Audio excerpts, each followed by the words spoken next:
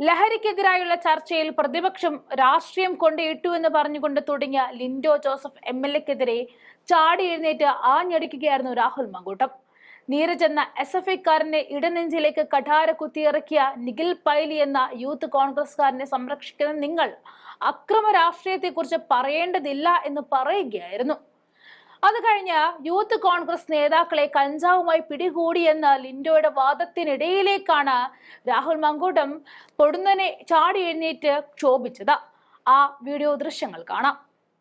എന്റെ സഹഭാരവാഹിയാണ്. അയാൾക്കെതിരായിട്ട് അങ്ങനെ ഒരു കേസ് രജിസ്റ്റർ ചെയ്തിട്ടുണ്ടെങ്കിൽ അതിന്റെ FIR നമ്പർ സഹിതം അദ്ദേഹം പറയട്ടെ. അങ്ങനെ കേസ് കേരളത്തിൽ ഏതെങ്കിലും പോലീസ് സ്റ്റേഷനിൽ രജിസ്റ്റർ ചെയ്തിട്ടുണ്ടെങ്കിൽ പരിശോധിക്കാം. സാർ, ഇത് തന്നെയാണ് സാർ പ്രശ്നം. ഞങ്ങൾ ഉന്നയിക്കുന്ന കാര്യം ഇത് തന്നെയാണ്. ഏതെങ്കിലും യൂത്ത് കോൺഗ്രസിന്റെ നേതാക്കന്മാരെ അറസ്റ്റ് ചെയ്താൽ അവരെ ഇതേപോലെയുള്ള സംസ്ഥാനത്തിന്റെ പ്രസിഡന്റുമാർ സംരക്ഷിക്കാൻ ഉണ്ടാകും എന്ന് തന്നെയാണ് പ്രശ്നം എന്നുള്ളത് തന്നെയാണ് സാർ ഞങ്ങൾ ചൂണ്ടിക്കാണിക്കുന്നത്. സാർ, ഇവിടെ വളരെ ഗുരുതരമായ ഒരു കാര്യം ഇവിടെ സൂചിപ്പിക്കേണ്ടതുണ്ട്. സാർ, ട്രാബിയോക്ക എന്നൊരു പേരുണ്ട്. ട്രാബിയോക്ക ഒരുപക്ഷെ മുൻ പ്രതിപക്ഷ നേതാവ് കേട്ടിട്ടുണ്ടോ എന്നറിയില്ല. മേപ്പാടിയിലെ ഒരു പോളിടെക്നിക് കോളേജിനകത്ത് 27 വിദ്യാർത്ഥികൾ ചേർന്ന് രൂപീകരിച്ച ഒരു സംഘടനയുടെ പേരാണ് ട്രാബിയോക്ക. വയനാട് കൽപ്പറ്റയിലെ ബഹുമാനപ്പെട്ട അംഗത്തിന് ഒരു പക്ഷേ ഈ ട്രാബിയോക്കയെ കുറിച്ച് അറിയാം. 27 വിദ്യാർത്ഥികൾ ചേർന്നുണ്ടാക്കിയ ഒരു ഗ്യാങ്ങാണ്. ആ കോളേജിലെ മുഴുവൻ അരാജകത്വ പ്രവണതകൾക്കും ലഹരിക്കും അടിമയാക്കുന്നതിന് വേണ്ടി നടത്തുന്ന ഒരു അരാജകമായിട്ടുള്ള കൂട്ടായ്മയാണ്. അവിടുത്തെ വിദ്യാർത്ഥി സംഘടനയായിട്ടുള്ള SFI അതിനെതിരെ ശക്തമായ ഒരു പ്രതിഷേധം രൂപപ്പെടുത്തി, ശക്തമായ പ്രതിരോധം തീർത്തു. ആ പ്രതിരോധം തീർത്ത അവിടുത്തെ ഇപ്പോഴത്തെ SFIയുടെ സംസ്ഥാന കമ്മിറ്റി അംഗമായിട്ടുള്ള ഒരു പെൺകുട്ടിയെ, അപർണ എന്ന് പറഞ്ഞ പെൺകുട്ടിയെ കൂട്ടം ചേർന്ന് ആക്രമിച്ചവരെ സംരക്ഷിച്ചത് ആരാണ് എന്നത് പരിശോധിക്കുന്ന നന്നായിരിക്കും സാർ. ഇങ്ങനെ എത്ര കാര്യങ്ങൾ നമുക്ക് എണ്ണി പറയേണ്ടതായി വരും സാർ. ആരോപണങ്ങളോ പ്രത്യാരോപണങ്ങളുടെ ഭാഗമായിട്ടല്ലല്ലോ ഈ വിഷയത്തെ നമ്മൾ കാണേണ്ടത്.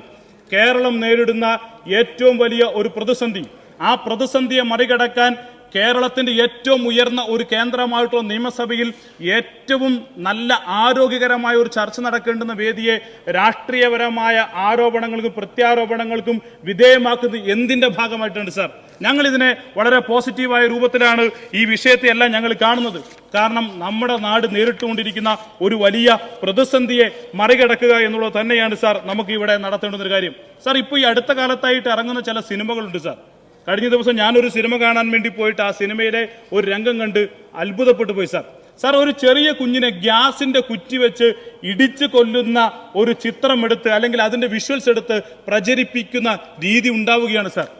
ഇത്തരം അക്രമവാസനകൾ ഏറുന്ന ചിത്രങ്ങൾ സെൻസർ ബോർഡ് പരിശോധിച്ച് അതൊക്കെ കട്ട് ചെയ്യാൻ വേണ്ടി കഴിയാത്തത് എന്തുകൊണ്ടാണ്? ഇത്തരം വാസനകളെ അതിനെ ആക്കം കൊടുക്കുന്ന നിലയിലേക്ക് അതിനെ മാറ്റുന്നത് ഏത് രൂപത്തിലാണ് എന്നുള്ള വളരെ ഗൗരവത്തോടു കൂടി നമ്മൾ കാണേണ്ടതുണ്ട് സാർ. ഇത് കേരളത്തിലെ മാത്രം പ്രശ്നമല്ല.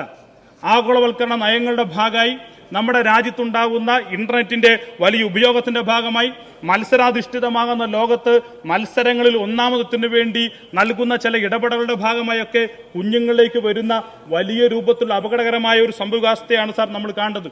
ഇവിടെ നാം ഉയർത്തിക്കൊണ്ടുവരേണ്ടത് ധാർമ്മികമായ ബോധമാണ്. നമ്മുടെ കുഞ്ഞുങ്ങളുടെ മനസ്സിലേക്ക് ധാർമ്മികത ഉയർത്തിക്കൊണ്ടുവരാൻ ആവശ്യമായ ഇടപെടലാണ് നാം നടത്തേണ്ടുന്നത്. ഇവിടെ എന്താണ് സാർ ചെയ്യുന്നത്? നേരത്തെ നമ്മുടെ ക്യാമ്പസുകൾ, കോളേജുകൾ വലിയ രൂപത്തിൽ ആക്രമണത്തിന്, റാഗിങ്ങിന് ഇരയായിരുന്ന ഒരു കാലഘട്ടമുണ്ട് സാർ. 1980 മുമ്പത്തെ കാലഘട്ടം എടുത്ത് പരിശോധിച്ചാൽ ക്യാമ്പസുകളാകെ റാഗിങ്ങിന് ഇരയാകുന്ന കുട്ടികളുടെ എണ്ണം വളരെ കൂടുതലായിരുന്നു. എന്നാൽ അവിടെ രാഷ്ട്രീയ സംഘടനാ പ്രവർത്തനങ്ങളുടെ ഭാഗമായി റാഗിങ്ങിനെ തുടച്ചു നീക്കാൻ ആവശ്യമായ വലിയ കൂട്ടായ്മ, യോജിപ്പുണ്ടാക്കാൻ നമുക്ക് കഴിഞ്ഞു. ഇപ്പൊ ക്യാമ്പസുകളിൽ റാഗിങ് എന്നുള്ളത് വല്ലപ്പോഴും കേൾക്കുന്ന പേരുകളായി മാറി. അത് മഹാഭൂരിപക്ഷവും കണ്ടുവരുന്നത് അരാഷ്ട്രീയമായ ക്യാമ്പസുകളിലാണ്. ഹൈസ്കൂളുകളിലും ഹയർ സെക്കൻഡറി സ്കൂളുകളിലും റാഗിങ് ഇപ്പോൾ ഉണ്ടാവുന്നത്, അല്ലെങ്കിൽ വലിയ രൂപത്തിൽ ആക്രമണങ്ങൾ ഉണ്ടാവുന്നത്, അല്ലെങ്കിൽ ആക്രമണത്തെ പ്രോത്സാഹിപ്പിക്കുന്ന രൂപത്തിലേക്ക് ഉണ്ടാവുന്നത് രാഷ്ട്രീയ പ്രവർത്തനത്തിന്, വിദ്യാർത്ഥി രാഷ്ട്രീയത്തിന് അവിടെ നിയന്ത്രണം ഏർപ്പെടുത്തുന്നതിന്റെ ഭാഗമായിട്ടാണ്. വിദ്യാർത്ഥി രാഷ്ട്രീയ പ്രവർത്തനം നടത്തുമ്പോൾ അവർ സമൂഹവുമായി ബന്ധമുള്ളവരായി തീരും. നാട്ടിൽ നടക്കുന്ന സംഭവവികാസങ്ങളെക്കുറിച്ച് അറിവുള്ളവരായി മാറും. അവരെ നയിക്കാൻ വിദ്യാർത്ഥികൾ തന്നെ രംഗത്ത് വരും. ധാർമ്മികമായ ബോധം കുട്ടികളെ വളർത്തിയെടുക്കാൻ കഴിയുന്ന സാഹചര്യം ഉണ്ടാവും. ഇപ്പോ കേരളത്തിന്റെ തന്നെ ബഹുമാനപ്പെട്ട ഹൈക്കോടതി പറയുന്നത് അവിടെയൊന്നും രാഷ്ട്രീയ പ്രവർത്തനം വേണ്ടതില്ല എന്നുള്ള നിലയിലേക്കാണ്. അത്തരം ചർച്ചകൾ ഉണ്ടാകുന്ന ഘട്ടത്തിൽ ഇത്തരം സംഭവവികാസങ്ങളെല്ലാം കോർത്തിണക്കിക്കൊണ്ട് നമുക്ക് ഈ വിഷയത്തെ വിശാലമായ അർത്ഥത്തിൽ കാണാൻ വേണ്ടി കഴിയുന്ന സാഹചര്യം നമുക്ക് ഉണ്ടാവേണ്ടതുണ്ട് സാർ. സാർ അതുപോലെ തന്നെ കേരളത്തിലും ഇന്ത്യയിലുമാകെ NDPS ആക്ട് പ്രകാരമാണ് നമ്മൾ ഈ വിഷയങ്ങളെല്ലാം കാണുന്നത്. നർക്കോട്ടിക് ആക്ട് പ്രകാരമാണ് നമ്മൾ ഈ വിഷയത്തെല്ലാം കാണുന്നത്. പക്ഷേ രാജ്യത്തിന്റെ നിയമം അനുസരിച്ച് പലപ്പോഴും ആ നിയമങ്ങളിൽ ഉണ്ടാകുന്ന പഴുതുകളാണ് ഇവർക്ക് രക്ഷപ്പെടാനുള്ള അവസരം ഉണ്ടാകുന്നത്. ഇപ്പൊ ഉദാഹരണത്തിന് 1 കിലോ കഞ്ചാവുമായി പിടിച്ചാൽ മാത്രമേ ഒരാളെ ശിക്ഷിക്കാൻ വേണ്ടി കഴിയൂ, അല്ലെങ്കിൽ അവർക്ക് നോൺ ബെയിലബിൾ ആയിട്ടുള്ള കേസ് ചേർത്താൻ വേണ്ടി കഴിയൂ. 999 ഗ്രാം കഞ്ചാവുമായിട്ടാണ് ഒരാളെ പിടിക്കുന്നതെങ്കിൽ അയാൾക്ക് എന്താണ്, ബെയിലബിളാണ്. അതുപോലെ തന്നെ MDMA പോലെയുള്ള മാരകമായിട്ടുള്ള ഈ പദാർത്ഥങ്ങൾ, ആ പദാർത്ഥങ്ങൾ ഉപയോഗിക്കുന്നതിന് 0.5 മില്ലിഗ്രാം ഉണ്ടെങ്കിലേ അത് എന്ത് ചെയ്യുന്നുള്ളൂ, നോൺ ബെയിലബിൾ ആയ ചാർജായി മാറുന്നുള്ളൂ. അതിൽ താഴെയാണെങ്കിൽ എന്താണ്, അത് ബെയിലബിളായി മാറുന്ന സാഹചര്യം ഉണ്ടാകുന്നു. അപ്പൊ നിയമങ്ങളിൽ നമ്മൾ വരുത്തേണ്ടുന്ന കർക്കശമായിട്ടുള്ള തിരുത്തലുകളുണ്ട്. കേന്ദ്ര ഗവൺമെന്റ് ഉണ്ടാക്കിയ 1985 നർക്കോട്ടിക് ആക്ടിൽ കാതലായ മാറ്റങ്ങൾ വരുത്താൻ കേരള നിയമസഭയുടെ അതിശക്തമായ ഇടപെടൽ ഉണ്ടാവേണ്ടതുണ്ട്. നേരത്തെ തന്നെ നമ്മുടെ സംസ്ഥാന ഗവൺമെന്റ് ഈ വിഷയം ചൂണ്ടിക്കാട്ടി കേന്ദ്ര ഗവൺമെന്റ് ശ്രദ്ധയിൽപ്പെടുത്തിയെങ്കിലും ഈ വിഷയത്തെ ആ ഗൗരവത്തോടു കൂടി നോക്കിക്കാണാൻ വേണ്ടി കഴിയുന്ന രൂപത്തിലേക്കുള്ള ഇടപെടലുകൾ ഉണ്ടായിട്ടില്ല എന്നുള്ളത് വളരെ പ്രധാനപ്പെട്ട കാര്യമാണ്. നമ്മൾ ഏതെങ്കിലും തരത്തിൽ രാഷ്ട്രീയപരമായ വാഗ്വാദങ്ങളിൽ വിജയിക്കുന്നതിന് വേണ്ടിയിട്ടല്ല, എന്നാൽ നമ്മുടെ നാട് നേരിടുന്ന ഏറ്റവും വലിയ പ്രതിസന്ധിയെ സമൂഹത്തിന്റെ ആകെ ഒരു വലിയ പ്രതിരോധമാക്കി മാറ്റുന്നതിന് വേണ്ടിയിട്ടുള്ള കൂട്ടായ പരിശ്രമം നടത്താൻ വേണ്ടി കഴിയണം. യുവജന സംഘടനകൾക്ക്, വിദ്യാർത്ഥി സംഘടനകൾക്ക്, ക്ലബ്ബുകൾക്ക് പണ്ട് നാം എങ്ങനെയാണോ സാക്ഷരതാ മിഷനെ വിജയിപ്പിക്കുന്നതിന് വേണ്ടി അരയും കൈയും മെയ്യും എല്ലാം മറന്ന് നാം ഒന്നിച്ചത്, അതുപോലെ തന്നെ നമുക്ക് മുന്നിട്ടിറങ്ങാൻ വേണ്ടി കഴിയണം. കോവിഡ് മഹാമാരി പോലെയുള്ള ഒരു വലിയ പ്രതിസന്ധി ഉണ്ടായപ്പോൾ കേരളം പോലെയുള്ള ഒരു കൊച്ചു സംസ്ഥാനം ലോകത്തിന് മാതൃക കാണിച്ചു കൊടുത്തതാണ്. പ്രതിപക്ഷമെന്നോ ഭരണപക്ഷമെന്നോ വ്യത്യാസമില്ലാതെ എല്ലാവരെയും കൈകൾ കോർത്തിണക്കിക്കൊണ്ടാണ് ആ പ്രതിസന്ധിയെ നാം മറികടന്നത്. ഇതുപോലുള്ള ഒരു പ്രതിസന്ധിയെ നാം മറികടക്കേണ്ടത് അങ്ങനെയാണ്.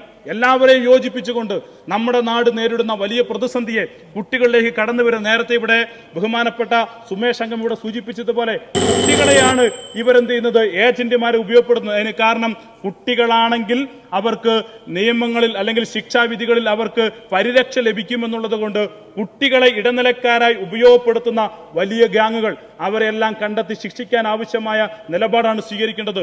ഈ നിയമസഭ വളരെ ഗൗരവത്തോടുകൂടി കേരളത്തിൽ ഏറ്റവും കൂടുതൽ അടിയന്തര പ്രമേയം ചർച്ച ചെയ്ത ഈ നിയമസഭ ഈ വിഷയത്തെ വളരെ ഗൗരവത്തോടുകൂടി ഏറ്റെടുക്കുന്നത്, ബഹുമാനപ്പെട്ട മുഖ്യമന്ത്രി എന്നെ നോക്കിക്കാണുന്നത്, ബഹുമാനപ്പെട്ട എക്സൈസ് വകുപ്പ് മന്ത്രി കൂടുതൽ കാര്യക്ഷമതയോടുകൂടി അത് ഇടപെടുന്നത് എല്ലാം ഈ നാട് നേരിടുന്ന വലിയ പ്രതിസന്ധിയെ മറികടക്കാൻ യോജിപ്പോടുകൂടി നാം പ്രവർത്തിക്കുന്നതിനാണ്. ദൗർഭാഗ്യവശാൽ ചില തെറ്റായ പരാമർശങ്ങൾ അതിന്റെ ഭാഗമായിട്ടുണ്ടാവുന്നത് ഒരിക്കലും ആവർത്തിക്കപ്പെടാൻ പാടില്ലാത്തതാണ്.